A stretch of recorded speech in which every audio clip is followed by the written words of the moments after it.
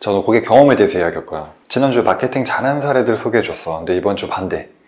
요즘에 사실 마케팅을 포장을 잘하는 것도 중요한데 어떻게 보면 고객이 브랜드를 처음 알아서 경험하고 나가기까지 이 전체 경험 디자인하는 거 되게 중요하거든. 그치?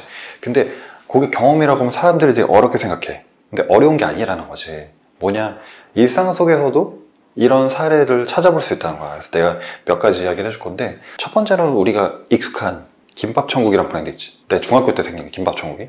근데 김밥천국 가면 어때? 옛날 브랜드다 보니까 메뉴판 자체가 세로로 써져 있어. 세로로. 참치김밥, 볶음밥. 그래서 딱 봤을 때 가독성이 굉장히 떨어져. 내 김밥천국 들어가면은 한 3명 정도가 이렇게 보고 있어. 안 보이는 거야. 그래서 이런 것들 자체가 뭐다? 브랜드 경험을 굉장히 저해하는 요소가 되는 거지. 음식이 맛있어도 그 과정 자체가 힘들면은 안 좋은 인식이 바뀐다는 거지. 다음부터 뭐다? 우리는 바르다 김선생. 내가 얼마 전에 퇴근하고 나서 배고파서 우리 동네 만두집을 간 적이 있어. 그래서 거기서도 이제 주문을 하려고 자리에 앉아가지고 손 들었지. 주문이요? 손 들었어. 근데 거기 일하시는 점원분이 되게 퉁명스럽게 저 키오스크 가서 주문하세요 이런 거야. 내가 알았냐고 처음 들어갔는데 몰랐잖아. 어쨌든 룰을 따라야 되니까 키오스크에 가서 주문을 하려고 떡만둣국 딱 클릭을 했어. 근데 여기서 2차 빡치는 게 뭐냐면 테이블 번호를 입력하래. 근데 내 번호를 모르잖아. 그래서 내 테이블 번호 뭐지? 그래서 다시 가서 테이블 번호 10번 10번을 해서 다시 주문했어. 그래서 어렵게 떡만둣국 주문해서 성공을 하고 먹었단 말이야. 먹는데 이제 원래 떡만둣국 가면은 공깃밥이 기본적으로 좀 나와줘야 되는데 안 나오는 거. 점원을 다시 불렀지. 공깃밥 하나 추가 가능한 거 했더니 그것도 키오스크에서 주문을 하라는 거야. 근데 주문했을까? 안 했어. 너무 불편한 거야. 그 가게에 처음 갔지만은 물론 내가 시스템을 모르는데 잘못도 있어. 근데 적어도 처음에 어서 오십시오 하고 주문은 저쪽에서 하시면 됩니다 라든지 이런 안내가 없이 그냥 방치잖아. 방치. 그건 서비스 효율을 늘리기 위해서 키오스크를 설치했다고 하지만 늘린 게 아닌 거야. 결국엔 나는 다시 그 집에 가지도 않을 거거든. 이런 것들이 뭐냐면 브랜드 경험을 저해하는 요소라는 거지. 근데 내가 경험한 사례가 아니라고 하더라도 최근에 이제 음식점에서 키오스크를 도입하는 사례가 굉장히 많아졌어. 그래서 버거킹이라든지 맥도날드 같은 데 가보면 키오스크 앞에 사람들이 한 줄로 쫙 서 있는 걸 볼 수가 있을 거야.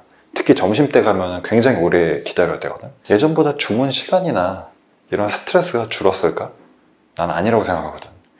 기업 입장에서는 어쨌든 인건비가 절감되니까 굉장히 이 효율성이 증대됐을 수 있어. 근데 고객 입장에서는 이 메뉴 자체가 어딘지도 익숙하지도 않고 내가 주문을 하다 보면은 중간중간에 이제 권유 판매라고 해서 이것도 필요하시지 않나요? 이렇게 또 팝업이 불편하게. 그러면 그런 것들이 뭐다?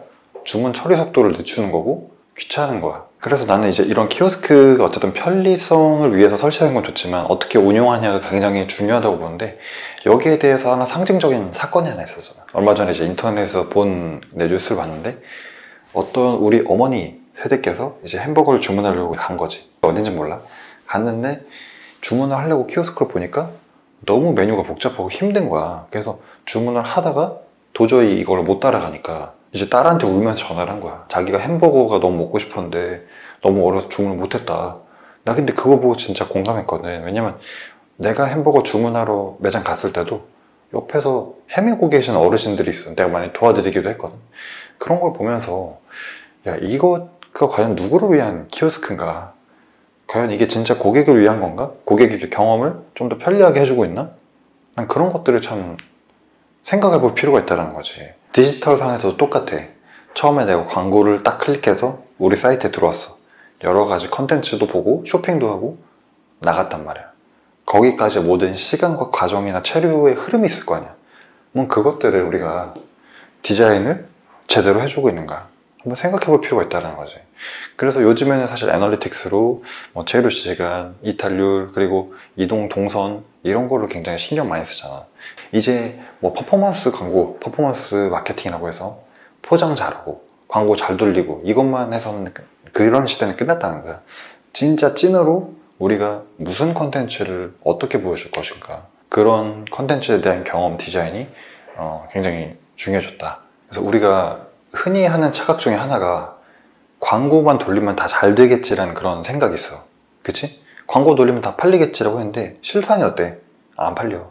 왜 안 팔리냐? 소재가 구려서일 수도 있고 타겟팅이 잘못될 수도 있고 매체가 별로일 수도 있지. 근데 진짜 본질적으로 좋아야지 팔린다는 거야. 제품이나 서비스 자체가. 그러면 그 제품이나 서비스 자체를 어떻게 설득하고 있는가? 상세 페이지 진짜 처음부터 다 뜯어 고쳐야 된다고 나 생각해. 근데 광고주나 대부분의 클라이언트들이 그런 것들에 대해서 전혀 생각하지 않고 포장하는 거에만 신경 쓴다는 거야. 과대포장. 까보면 알맹이는 이만큼밖에 없어. 이게 뭐야? 실망만 안기게 된다는 거지. 그래서 전체적인 마케팅의 이 여정, 구매 여정을 생각을 해보면은 사실은 광고만 중요한 게 아니라 실제 고객한테 제공하는 컨텐츠나 내용 자체도 굉장히 중요하다. 이 얘기를 좀 해주고 싶었어.